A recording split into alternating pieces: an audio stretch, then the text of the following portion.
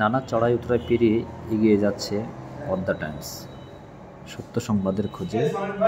অষ্টম বছর পেরিয়ে নবম বছরে আমরা পা রাখছি। আপনারা দেখতে পাচ্ছেন যে পদ্মা টাইমসের যে প্রতিষ্ঠাবার্ষিকী, সেই প্রতিষ্ঠাবার্ষিকীতে কেক কাটা হবে, আর কেকটা রেডি হয়েছে। পদ্মা টাইমসের এটি অফিস কক্ষ, আর এই যে কর্মীরা রয়েছে তারা কিন্তু দিব্যি কাজ করছে। আপনারা দেখতে পাচ্ছেন যে পদ্মা টাইমসের যে অফিস, এটি অফিসেই মূলত আজকে যে প্রতিষ্ঠা কাটা হচ্ছে।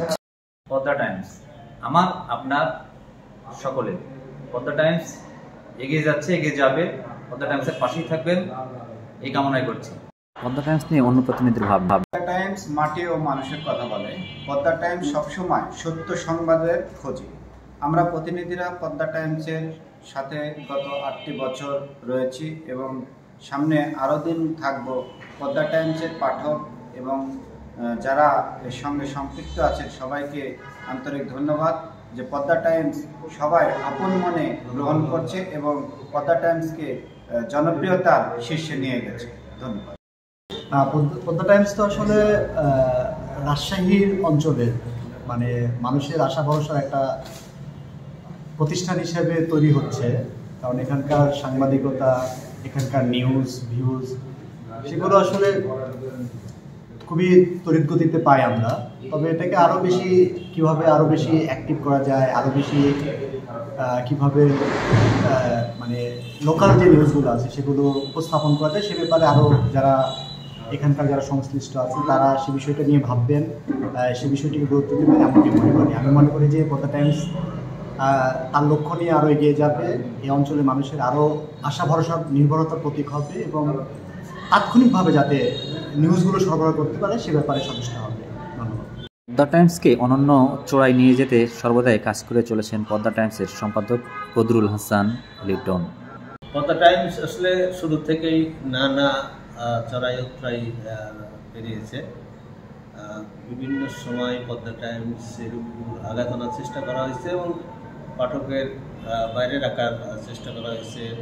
বারবার পদ্মা টাইমস হ্যাক করার চেষ্টা করা হয়েছে, কয়েকবার 2-3বার হ্যাকও করা হয়েছে। এছাড়াও পদ্মা টাইমসে ব্লক করে দেওয়া হয়েছে, প্রায় 7-8 মাস পদ্মা টাইমস ব্লক করে রাখা হয়েছিল, যেটা মানুষ স্বাভাবিকভাবে মানুষ যেন দেখতে না পারে এইভাবেই। কিন্তু এছাড়াও কিন্তু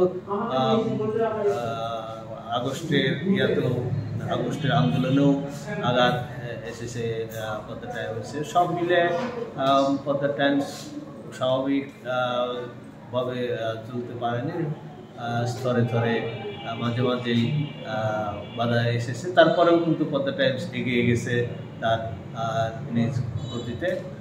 বিশেষ করে পদ্মা টাইমসের প্রকাশক এবং এখানকার যারা রিপোর্টাররা আছে তাদের যে উদ্যম, তাদের যে ভালোবাসা, তাদের যে কর্মদক্ষতা সব মিলে কিন্তু পদ্মা টাইমস শুরু থেকেই এখন পর্যন্ত চলমান আছে, এগিয়ে যাওয়ার চেষ্টা করছে, পাঠকদের তাদের খবর পৌঁছে দেওয়ার চেষ্টা করেছে।